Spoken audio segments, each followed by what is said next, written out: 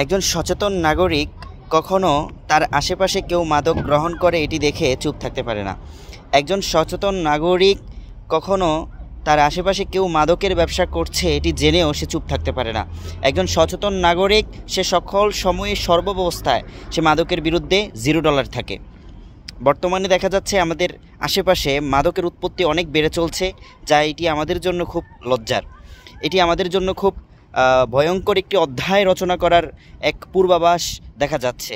কাজেই আমাদের সকলের অবস্থান থেকে মাদক নির্মূলে প্রতিরোধ গড়ে তোলা এবং সকল সচেতন নাগরিক মিলে ঐক্যবদ্ধ হয়ে যারা এই মাদক ব্যবসা করে, যারা মাদক সেবন করে তাদের বিরুদ্ধে প্রতিরোধ গড়ে তোলা।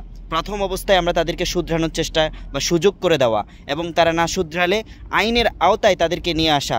মনে রাখবেন, মাদক শুধু আপনার আশেপাশের পরিবেশ নয়, বরং এই মাদক একদিন আপনার পরিবারে আসবে, আপনার সন্তানের মধ্য দিয়ে, এবং সেই সন্তানের মাধ্যমে আপনার পরিবারকে ধ্বংসের কারণ হিসাবে রচনা করবে।